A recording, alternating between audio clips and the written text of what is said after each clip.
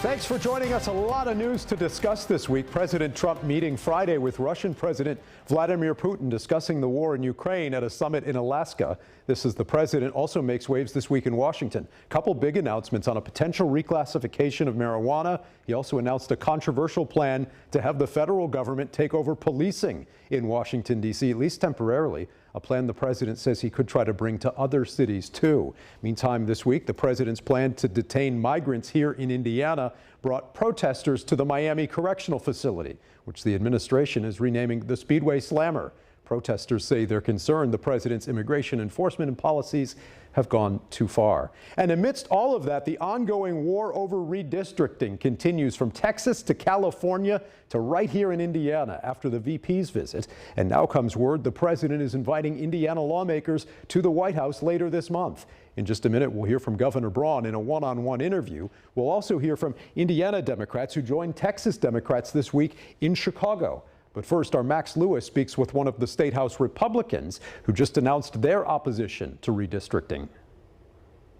There is a growing list of Republicans pushing back against redrawing districts in Indiana, despite the White House pushing them to do so. Vice President J.D. Vance campaigning for it during a visit with Governor Mike Braun last week. I'm against it. We don't need a redistrict. Hardline Republican State Rep Jim Lucas, who represents the Seymour area, is amongst those against the move, pointing out that most elected offices in the state are already held by Republicans. For all intents and purposes, Indiana is already blood red. And this is something I don't think we have to stoop down to the level of the Democrats trying to pull little stunts like this. In a post on X, Republican State Rep Danny Lopez, who represents a portion of Hamilton County, said he was a hard no, pointing to the fact that lawmakers just redrew the maps after the 2020 census, saying we should stand by that work. At least two other Republican lawmakers have spoken out against the move as well. Let's be clear. This doesn't benefit the Indiana General Assembly, Republicans or Democrats. The beneficiary of this would be the Republicans at the national level in terms of Congress. Indiana currently only has two Democratic-controlled districts, the 7th, which is most of Indianapolis, and the 1st in the Chicago metro area. Political science professor Laura Wilson says breaking them up could backfire at the ballot box and in the court of public opinion. The impact in terms of the optics can really matter down the road in terms of an election and the campaigns, especially for the opposition candidates who would find this easy fodder. This would be too easy to use. Max Lewis reporting there. Max, thanks. So while we're hearing from State House Republicans concerned about this redistricting push this week, we're also hearing from Indiana Democrats who joined Texas lawmakers in Illinois on Wednesday. Our Hannah Adamson has more. Indiana Democrats expressed frustration Governor Braun met with the vice president to talk about redrawing congressional lines early, a move they say could put both of Indiana's Democratic districts at risk. In my view, and I'm being serious about this, the man is engaged in congressional level shoplifting. Can I say that again? That's what he's doing. But Democrats will not stop fighting to preserve our democracy. That's right. That is why we are here, and that is why we stand shoulder to shoulder with our Texas Democrats. You would like to have as many seats as you can have, so you have a majority. Redistricting early would require Governor Braun to call a special session later this year. I'd like to see Governor Braun show the independent spirit. Indiana has always had an independent libertarian streak. We have a president and administration who talks about states' rights and sovereignty of states. I think now is the time to demonstrate that sovereignty. Indiana Senate Minority Leader Shelley Yoder says the last special session the state had cost taxpayers $250,000. It is unconscionable to think that we're going to add to some people's pocketbooks by calling it a special session to further rig Indiana. Now, Indiana is not required to redistrict until after the next census comes out in 2030. If a special session is called, Republican leadership would not necessarily have to redraw those lines in the end. However, if they choose to do so, it would have to be done before the filing deadline in early January. Reporting from Indianapolis, I'm Hannah Adamson. All right, Hannah, thanks. Let's turn now to my one-on-one interview this week with Governor Mike Braun, including his reaction to the opposition coming from some fellow Republicans and his reaction to the trip that Indiana Democrats just took this week to voice their opposition. The same day Indiana Democrats went to Illinois to meet with lawmakers from Texas, I met with the governor at the Indiana State Fair. Are you surprised to see them there? Not really, but I think it's a little sanctimonious. You should have seen the map I first looked at when I was a state legislator, the one that had just been done by the other side of the aisle coming out of the 2000 census. It looked like a splatter board or the tentacles of an octopus. We squared it up by township and counties in 2010, I believe. And in 2020, I don't know how much we did, if anything, but yes, you got to be careful there. And I've said all along, I'm going to listen to the legislators, and I think each caucus leader is taking the temperature there.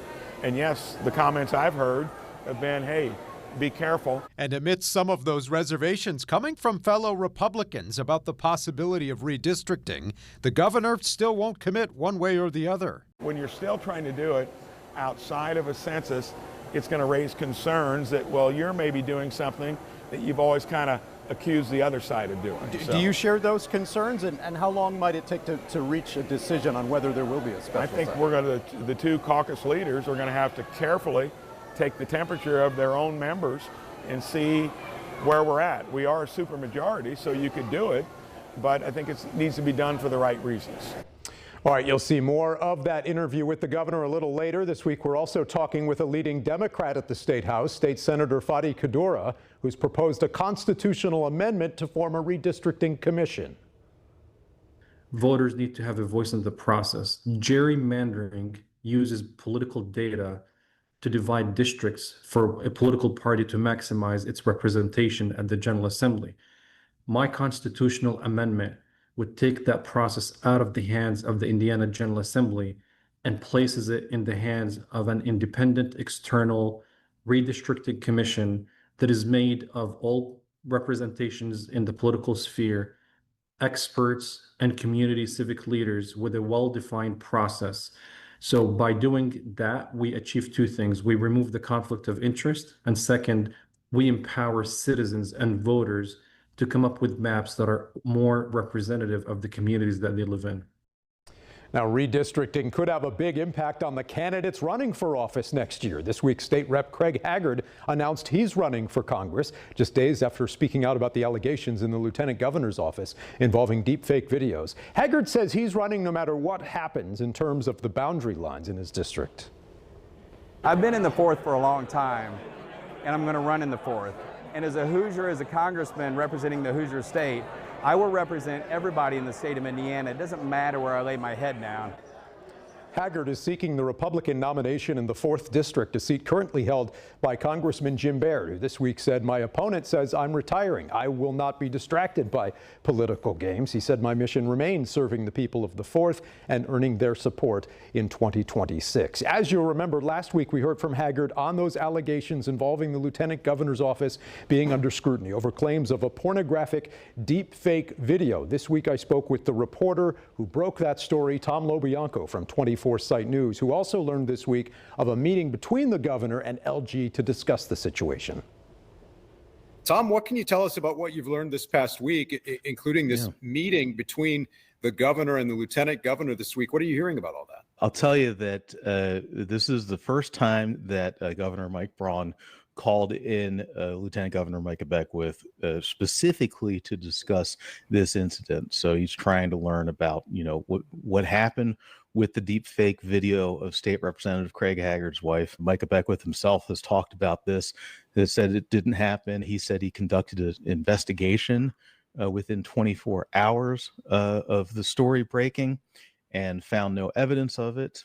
I will tell you that I have filed a public records request with his office seeking the results of that investigation.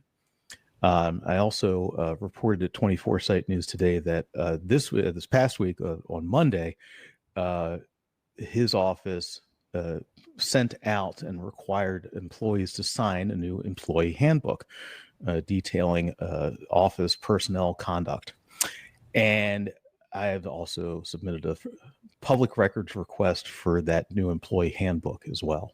All right, coming up next, we'll talk about that with our panel, along with the impact of everything happening with redistricting, from the governor's comments this week to the impact of the Indiana Democrats meeting with their colleagues from Texas. And later, more of my interview with the governor as we discuss the impact of this year's state fair and another major event happening here in Indiana this weekend. Stick around.